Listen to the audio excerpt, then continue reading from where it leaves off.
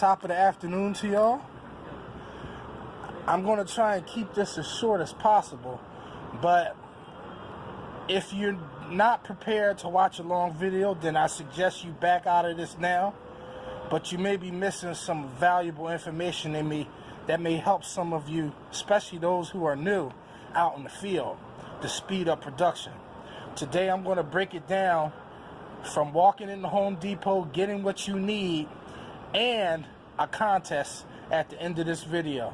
So if you want to get in on the contest, you stay tuned for that. But today I want to do an unboxing and a step-by-step instruction of how to build your WaterFed portable system for your tools out there in your route work. As you can see, I got something from Amazon Prime. I paid for a whole membership for a year. I think it was like $125. But you get to watch all the movies and videos you want and TV shows you want on Amazon Prime. And not to mention, you get free shipping from anything you order from Amazon Prime. So you get those kinds of privileges. I thought it would be worth it since I'll be ordering a lot of stuff. So let's not beat around to the bush, and let's get down to brass tacks. I'm going to open this up so y'all can see what I got. Alright, now, some of you may not know what this is. I'm going to explain to you a little bit about it. But basically, it's a pump sprayer. And I'm going to show you how this works in a minute. This is going to be a good setup for some of you who wants to stay small and portable and not have too much stuff lugging around. This will be a great tool to use on the inside where you don't need a whole lot of water. But I'll explain to y'all in a minute. This is what I've done with this. This could be fitted for any one of these soft drink type size tops. You can screw it on. And I kind of got this jimmy rig because I didn't have the right. This is what I've done with this. This could be fitted for any one of these soft drink type size tops. You can screw it on. And I kind of got this jimmy rig because I didn't have the right fittings. But you pump it up here.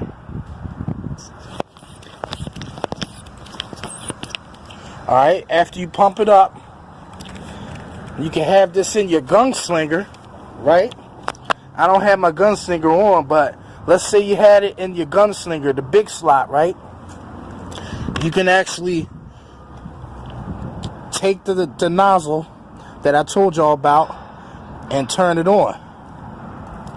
As you can see, the water's coming out. Now this is as small as you can go, but I thought that was pretty neat.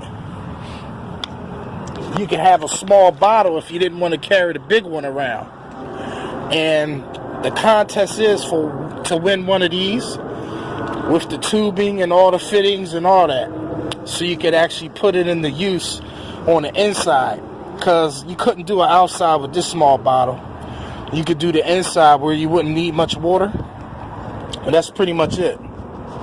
Okay, I switched to a regular squirt bottle because the soda thing was losing pressure. But as you can see, it's not losing pressure with this one. It's a little more heavy duty. I think that's what the deal was. So they're going to win one of these, and the reason why I got this is so if I didn't want to put the well, for one thing, winter time is coming. Here's another nifty tip for M.A.W. Mondays. If you're doing my setup, Silver Bits, this particularly pertains to you. You might want to think about having another one, or release the pressure and drain the lines. Because at night, if you're in a habit like me, you leave your equipment outside in the car, it freezes overnight. I know you're on the East Coast with me, so your fittings and your tubing could swell up and bust. So in addition to that, I'm going to have one that I use strictly for indoors, and I think I'll be using that strictly for indoors, and then I'll use my other one for outside with the Prestone de-icer. I told y'all why I used that before. It's because it's not blue, and it doesn't leave a blue residue all over the ledges. Plus, it goes well below freezing from the blue stuff. It breaks up the ice, and it's a lot more. The freezing temperature is I think 15 or 20 degrees more, the freezing point. So that's why I get the Prestone de-icer. But by any means would I not suggest using that on the inside, because it's a poison, you know. So I would use that outside, and then I would use this inside. I'm actually going to build another one, but a bigger one, like the other one y'all saw. So, yeah, I'm pretty satisfied with this.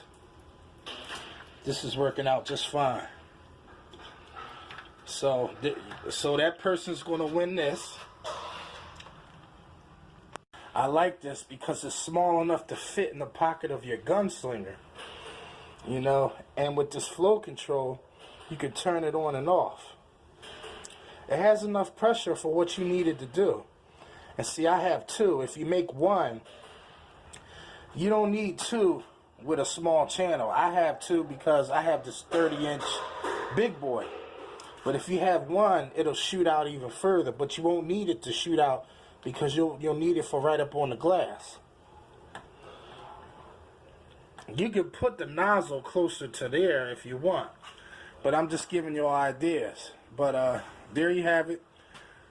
I'm not going to just give out any more of my secrets, because it seems to me that a lot of people take, I think the very few people that acknowledge and think I have good info, but the ones that do never comment, and they take my ideas, and I'm not just going to just give that away anymore.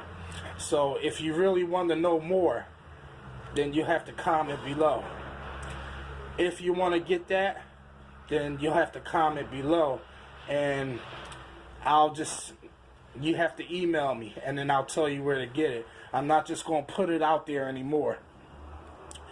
It's a shame because a few people actually ruined it for everyone else, and I'm not going to get into all that. But there you have it. I also forgot to tell y'all, if y'all didn't want to hook the hose up, you could just leave it off and use it as a regular pump sprayer. It's small enough, and you can pretty much fit this on any bottle, I guess. But that's an adjustable nozzle, and if you press this, the water will come out without the hose, if you can understand what I mean. But there you have it. Mac Fracker. Peace, peace, peace.